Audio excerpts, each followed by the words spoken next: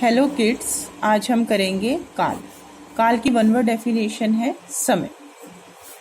काल हमेशा क्रिया से संबंधित होता है। क्रिया से संबंधित कैसे कि हमें क्रिया के होने का समय काल से पता लगता है कि क्रिया कब हुई थी, कल हो चुकी है, पहले समय में हो चुकी है, अभी हो रही है या आगे आने वाले समय में होगी। तो इसलिए काल क्रिया से संबंधित होता है। और काल की परिभाषा है कि क्रिया के जिस रूप से क्रिया के होने के समय का पता लगे, या क्रिया की पूर्णता की काम पूरा हुआ है या अपूर्णता काम नहीं पूरा हुआ है, इन सब के होने का, उसके पूर्ण होने का, उसके पूरे नहीं होने के समय का पता लगे, उसे हम काल कहते हैं। ठीक है, इसमें आप एग्जाम्पल दे सकते हो, राम सो रहा है, मीरा खाना खा रही थी, मैं कल दिल्ली जाऊंगा। तो आप इस तरह के एग्जाम्पल इसमें दे सकते हैं। आगे है इसके भेद। इसके मुख्यतः 3 भेद हैं। भूतकाल, अभी आप पहले सिंपल इन्हीं शब्दों को समझिए जो इसके 3 भेद हैं, आगे हम इनके उपभेद करेंगे। भूतकाल, भूत का अर्थ है बीत चुका है। जो सिंपल अगर हम भाषा में कहें तो भूत होता है घोस्ट, लेकिन यहाँ पर है जो भूतकाल मतलब जो बीत चुका है, जो समय चला गया है वो भूतकाल है।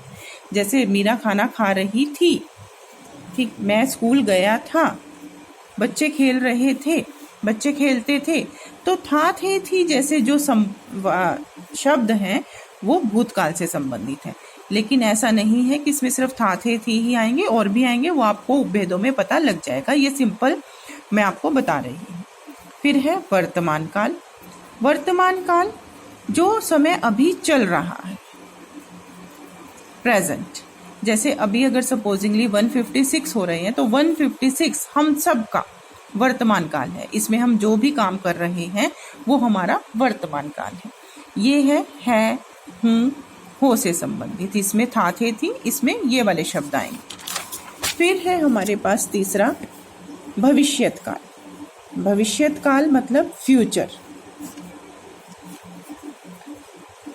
जो अभी समय आया नहीं है, आने वाला समय, वो होता है हमारा भविष्यत काल। ये इसके शब्द हैं गा गे गी, लेकिन ऐसा नहीं है इसमें सिर्फ गा गे गी आएंगे, और भी शब्द आएंगे, वो आपको इसके उपभेदों में पता लग जाएगा। तो इसके 3 भेद हैं, भूतकाल, वर्तमान काल और भविष्यत काल। अब हम आते हैं भूतकाल पर। भूतकाल के भी आगे उपभेद हैं। इसके 6 उपभेद हैं। सबसे पहला इसका उपभेद है सामान्य भूतकाल। सबसे पहला है सामान्य भूतकाल। इसमें मैं आपको साथ साथ पहचान बताऊंगी, पहचान का ध्यान रखना कि इसमें क्या है। सामान्य भूतकाल कि इसमें सामान्य भूतकाल के बारे में, बीते हुए समय के बारे में बात होती है, सामान्य बात होती है। लेकिन इसकी पहचान क्या है कि इसमें समय का पता नहीं लगता, समय का बोध नहीं होता कि जो काम है वो कब किया गया था, कल किया गया था, बहुत समय पहले किया गया था, अभी अभी किया गया है, ऐसा नहीं पता लगता। सिंपल होता है इसमें। और इसकी एक और पहचान है, जैसे नेहा ने खाना खाया, इसमें कोई था थे नहीं लगेगा, कोई था थे थी इस तरह का सेंटेंस नहीं लगेगा। सिंपल क्रिया पर ये सेंटेंस इस तरह से खत्म हो जाएगा। नेहा ने खाना खाया, मीरा ने खेल खेला। अब हमें नहीं पता कि खाना खाया उसने अभी 1 घंटा पहले खाया है, कल खाया था, 2 दिन पहले खाया था। तो ये है सामान्य भूतकाल कि जिसमें था थे थी नहीं लगा होता, और इसमें हमें पर्टिकुलर समय का पता नहीं लगता कि कब ये क्रिया हुई थी। दूसरा है हमारे पास आसन्न भूतकाल। आसन, आसन का मतलब है पास, समीप, निकट।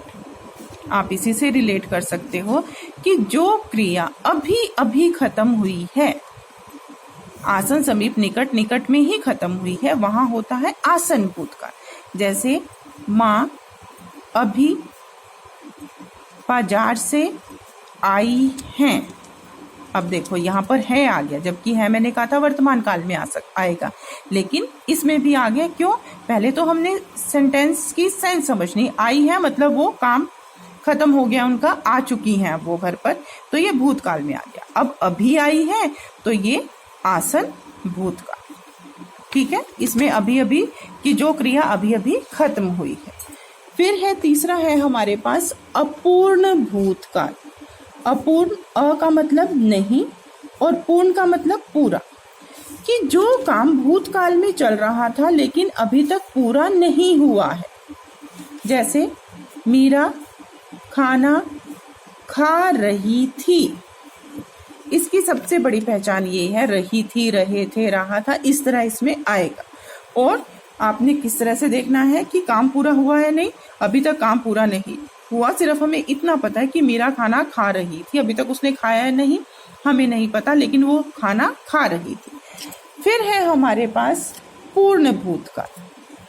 पूर्ण मतलब पूरा, कि जहां पर काम पूरी तरह से पूरा हो गया है, जैसे भारत 1947 को आजाद हुआ था, ठीक है। अब 1947 को आजाद हुआ था, बहुत समय पहले की बात है, तो इसमें हिस्ट्री से रिलेटेड जितने भी हमारे सेंटेंसेस हैं वो आ जाएंगे कि काम बहुत समय पहले पूरा हो चुका है। तो ये है हमारा पूर्ण भूतकाल।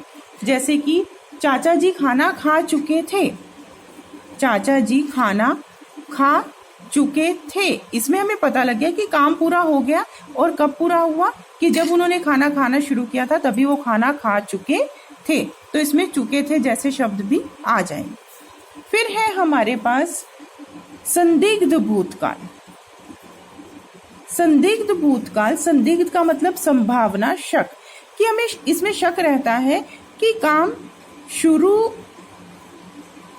होकर खत्म हो गया है या नहीं। हमें उसके शुरू होने में भी डाउट है, हमें उसके खत्म होने में भी डाउट है। यहाँ पर है कि शुरू तो हो गया था लेकिन खत्म हुआ नहीं, हमें नहीं पता। यहाँ पर हमें उनकी दोनों स्थितियों में डाउट है।